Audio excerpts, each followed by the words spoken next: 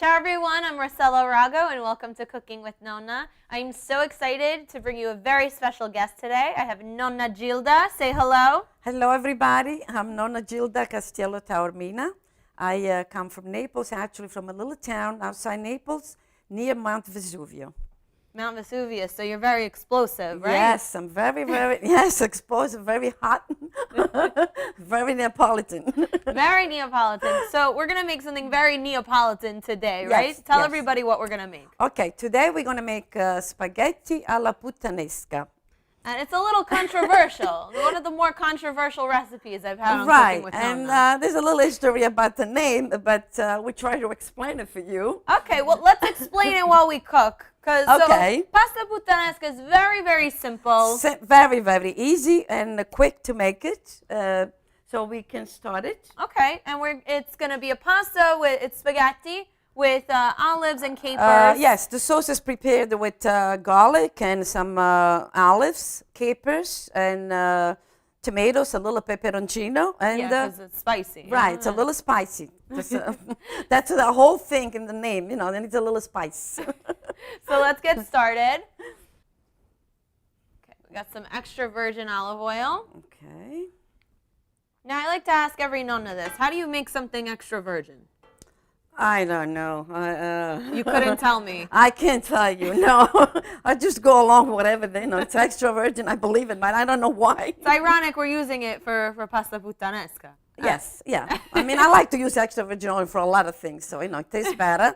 And it's more thick, got more flavor. And now we have the garlic Okay, right we under put here. this right here. Now we have the garlic. Okay. And just grab a wooden spoon. And we let the garlic brown a little bit. Just a little bit. You don't want it to get too dark. No. And after this, then we're going to add some capers. And we have some Gaeta olives already pitted. So nobody gets stuck, nobody breaks their teeth. Yeah, just very quick. And this is such a great recipe to make if you're running late for work. Right, you want right. To eat Well, really this quick. is, yes, that's where it comes from. It's the Puttanesca. I mean, it's referred to ladies, the old days, the ladies of the evening. Ah, okay. When they were a little busy, so when they got home. They were busy women. Yes. They were busy ladies. So they didn't have much time to make a big dinner, so they thought of something very quick and very good to make it. And a little bit spicy. Right. So there you go, pasta puttanesca. There are actually a lot of stories about the origins of pasta puttanesca, but this is the one that... The one we like it. This is the one we like. So this is the cute one, the fun one. Okay, we don't want to let this burn. No. Lower the flame if you yes, just a think little it's bit more. burning a little bit. And sometimes you can also take the garlic out if you just want to flavor the oil with garlic flavor, but you don't necessarily want large chunks of garlic. You could just take them out and remove it. Right. Because you've already infused the olive oil with the flavor of garlic. Right, but we're going to leave them for now, right? I like garlic. I don't so have a do problem. I. So we can always remove it later. You don't have to eat them. Okay, So now we're going to add... I think we're ready for the capers.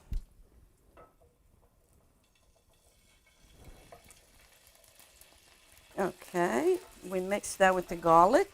And you don't want to leave your capers in on their own for too long because they can get a little bit Right. dark. We want them to also to stay soft. Yeah. And they are the olives. So we added some Gaeta olives. And if you don't like Gaeta olives, if you don't have them, you can use another kind of olive. Right, as long as they're black olives, Right. they're tasty. And now we're going to add a little peperoncino to give it a little bit of spice. Yeah, because those ladies were a little spicy. Okay, yes. And remember, for exact quantities and measurements, just head to cookingwithnonna.com. And we got to add some salt.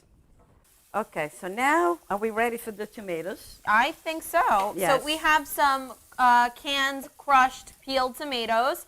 And people are very particular about the kind of tomatoes they use. Do you use pelati, the whole pelati, or do you use the canned crushed? Or We can use the canned pelati and then chop them up a little bit more because it's a little big, or we can use the crushed, or we can use the fresh little tomatoes, or we can cut them up.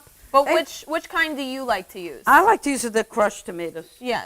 I find that people are either canned crushed people Right. or they're pelati people, no matter what you need No to matter use what. them for. But one thing that's a little bit important, you can go ahead and add the tomatoes. When you do use pelati, don't worry about it. hazards of the trade. I don't want to splash you. Don't worry. Getting dirty is part of cooking a little bit.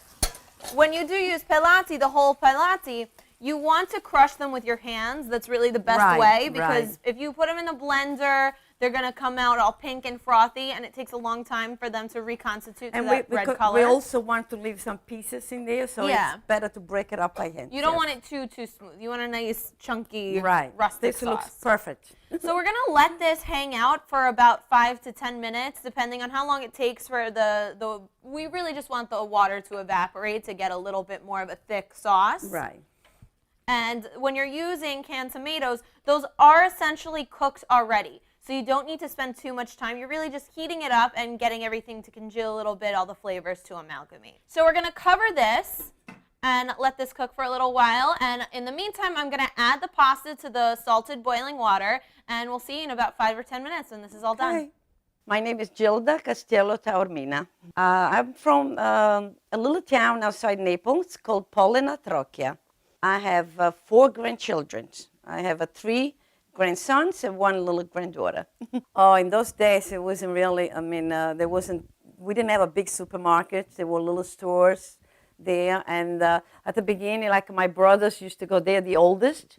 So my mom used to send them shopping until we got a little older. We had to walk to a grocery store. But it's also, there was later around, there's people come around with a little, un carretto, qualche volta with all the produced vegetables and fruit, and some other with the fish. They used to come around and every street in the town, and that's when my mom used to buy some stuff. When I learned how to cook, I was very young because I was always interested in the kitchen. I always liked to learn to make things. I would say maybe I started 7, 8 years old. Started watching my mom. I wanted to see everything she was doing. I like to be in the kitchen. So I cook with my daughters first. I taught them how to cook, how to bake. And I also try to teach my grandchildren. Every year that we bake together. And they used to wait for the holidays. And no, what's coming next? Christmas and then Easter and then Valentine's. So we do special things for each holidays, yes. Okay, I came to America the first time in 1969 when my brother got married. He got married here. And so my whole family came for the first time, and I fell in love with America. I liked the way they lived here, and so I met my husband, Harris. Actually, I met him previously. He came to Italy on vacation, and we met in Naples. And then I came back here, and we met again, and that's how I end up here. The sparks began then. I really don't have that many secrets.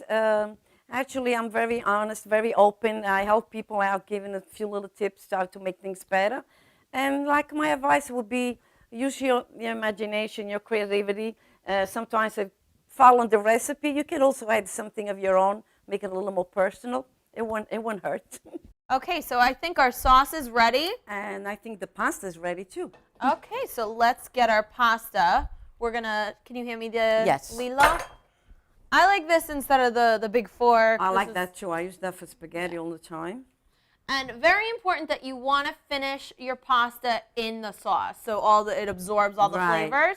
I like to explain it to people like you have a 60-second window when pasta comes out of the water where all the pores are open, and pasta does not have pores. I'm not trying to say, but that's the only way I can make this understandable. But it can really absorb all the flavor of the sauce at that point. That's the reason it will do this way, yeah. So you want to pull it out of the water when it's about a little bit before al dente. Right. Because you want that last 1 or 2 minutes to happen in the sauce, because like I like to say, it will cook a little bit more, yeah. That's where the magic happens. Right. Okay, so now we're going to give this a nice What do you stir. Want to use it? Oh, no. We'll use this. Use this? Yeah. Okay. Let me get the rest of that pasta in there.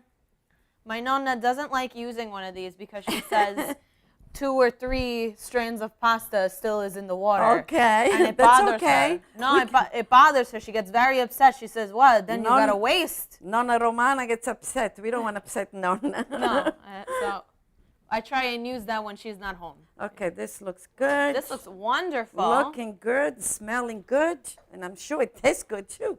And we're ready to taste this, right? Yep. Okay, perfect. So just let's hold the plate here.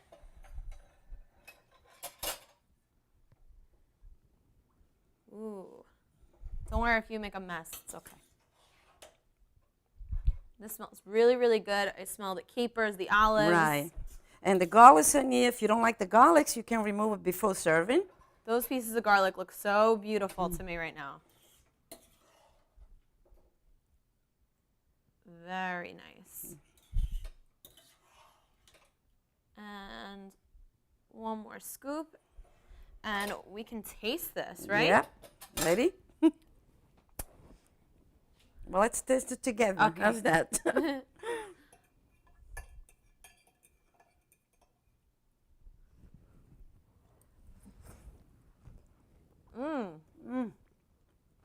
Delizioso. So, so good. Squisito, perfetto. It has a really nice combination of flavors. You have a little bit of tanginess from the capers. You taste the capers, the olives, the garlic, everything. The flavor is in here. It's And I delicious. taste the pepperoncino right at the very Just end. a little bit, just a little touch of little spice. Just the right amount of spicy. Well, thank you, Nonna You Gilda. did a good job, Rossella. Very good. Thank you for coming on the show and You're teaching me welcome. how to make this. And thank you for being my nonna You're today. very welcome. Ciao. Ciao.